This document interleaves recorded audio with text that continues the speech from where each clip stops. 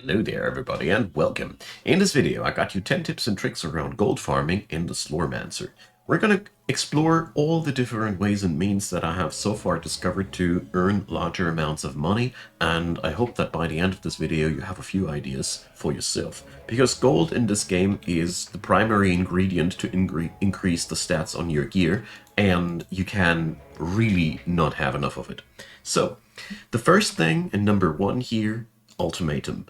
The Ultimatum of Endless Wealth is okay, a good start. You can get your gold is fine if you upgrade it completely to a decent number. The main downsides here are, for one, you need to invest a pretty significant amount of pure Slorm into that, and I am personally a big fan of the movement speed one, and you would have that resource lacking elsewhere. And the other part is, if you get a higher amount of gold find elsewhere, this thing is getting useless immediately. I find it a pretty good start if you don't want to work around too hard around the topic. I find it an extremely good solution for the lazy way to deal with the topic to get yourself a little bit more gold find. But apart from that, not much to write home about. Number two, battlefield expeditions. So these are really a nice source of income. For one, the higher our Wrath level, the higher the reward scale. This is one thing that we can use. Also, you notice that all the drops here will be increased. But generally, when you do an expedition, when you open breaches in there, you will gain a bonus that increases the drop of Slorm and gold, which means a long expedition will give you pretty high drop rates, but a short expedition does give you a pretty nice amount of gold per cleared level. I personally am using short expeditions much more often than the long ones with 5 to 10 levels, because for one, it is way less risky, and for the other part, your purple storm tank will be full anyways, and it's a nice way to grind some money on the side. Altogether, though, I find it a, well, very low power way of gaining money, but it is something that you will be doing repeatedly, and it is available for you very early on in the game. It's a very good early game method of gaining gold, and can be combined with various other things that we're exploring during this video. So altogether, in short expeditions give you a quick reward, because when you're leaving it, you get a big pile of gold here, which is really not a bad amount of money at all for a quick thing. Or you go for the long runs, where the more breaches you close, the higher the drop rates will get, with the downside that you could be kicked out there. But since there's no big gold reward like in other game modes, the risk here is relatively low. It's just a very high time investment at the end of the day. Number three, the Great Forge. So the Great Forge can be also used for gold farming, but it has a pretty interesting caveat. For one, I've tried around, gold drop on my gear seem to be not influencing the numbers here at all. Correct me if I stand wrong at that. I did quite some experimentations, but I was getting the impression that all my drop modifiers on my gear weren't working here.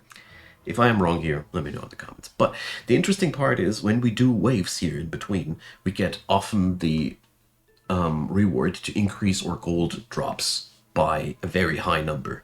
The bonuses get higher, the higher the Wrath level goes. So this is one risky way of gaining gold, because you lose your percentile bonuses the moment you die.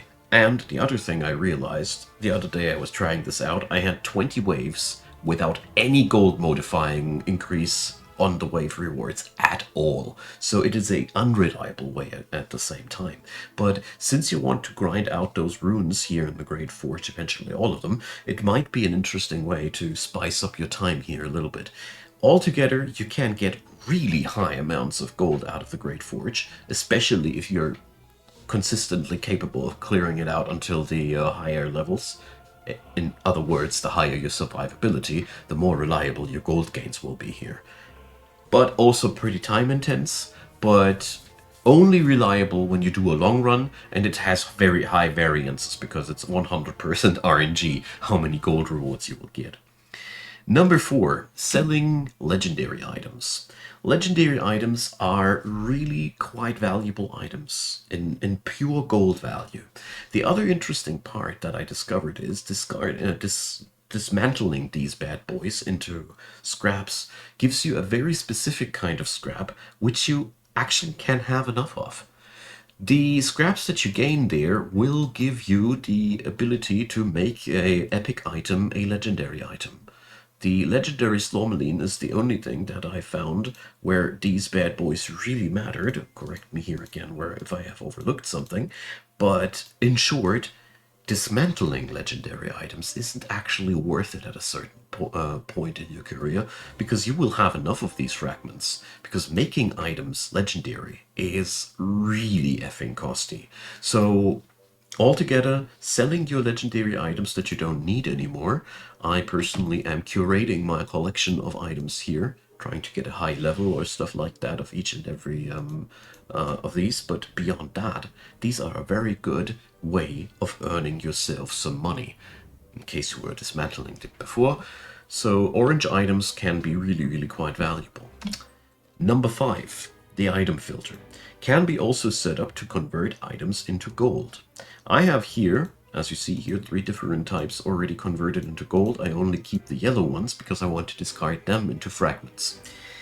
The downside of this method is very easy and simple. You still have to loot the stuff manually. It'll just transform the items that the enemy drops directly into gold, which you then need to haul up. But I have discovered that this is a pretty decent way of giving yourself a nice amount of drops, and the variant here with leaving yellow drops completely at my own decision where I want to put them really makes me kind of happy. Just want to point out here that epic items also have a decent gold value. You can also start selling them if you don't need the yellow scripts, but how rich are you if you don't need the yellow scripts anymore? Anyways, this is how you can gain money with the item filter. I find this a very reliable, albeit finicky and micromanagement heavy way, but yeah, it's just what it is. Number 6, stats to craft on your gear. So our friend Friedrich here can craft everything on your gear. So far, so known. There's a couple of items, though, that are eligible to pick up gold find stats. That's pretty straightforward. But also the ones that give you magic item quantity and quality. You find that, for example, on necklaces and a few other selected pieces. It's very simple. The more magic items we find, the more gold we find. The more quality they have, the higher the chance that they will be blue, yellow, or even orange. So magic items quality and quantity is a hidden stat for gold gain increase, actually. So if you are after that, you should really plaster down these stats on every kind of gear which accepts them. And there is very few exceptions here. For example, necklaces again, amulets, have the ability to take magic item quantity and quality into their main stat. The base stat is always the highest of these, so it always gets lower the lower the list here goes. So in short, if you want to make yourself some sick gold find gear, try to max out these stats eventually on your gear as well. And I just wanted to point out that magic item stats actually influence your gold gain as well. Number 7, there is an attribute you can also use, which I long time didn't see, but there is Bravery. Bravery increases eventually your gold find. And if you are going for a gold find build in general, I would really recommend to pick yourself this up until you hit the point where it increases your gold find, because it plays nicely around it, and it starts increasing your damage based on your gold. At some point, it is really nice that this game gives you many ways and means to use your gold find even as a game-relevant stat to hurt enemies with, and Bravery is probably the best stat to utilize this strategy. Number 8, the Nether. So if you are that deep in progression, you eventually will have the Netherworld available to you. And this is a really nice place to get yourself some money grinding going. For one, each warlord has a guaranteed legendary drop at the end of the line. So once you have unlocked them, pick up one that you can easily beat quickly and start milking that bad boy for its loot. It's very simple. You get a lot of gold out of that, guaranteed in this particular case, because you get the item always. And it has the nice point here that you also can grind for those nether items at the same time, because these are really, really good. So nether warlords are a really good source of money. But not only these, there's also a very interesting point here. A couple of realms are much better suited for farming than others. So this one in particular. Every realm that has a built-in enemy replication characteristic is a sick place to farm, because you have just basically double the amount of enemies there, always. So all these realms that somehow influence the enemy amount, keep them in mind. They're perfect places to farm your gold up, because yeah, the more enemies, the more drops, the more gold. It's just that simple. And the other variant, warlords. The nice part here is that grinding these particular realms increases also your nether charge, so you really benefit from that. So number 9, something very obvious, but I had to put it into this video as well. Gold Reapers. So there is this one, at least for the knight. As far as I know, this should exist in a variant for each other class too.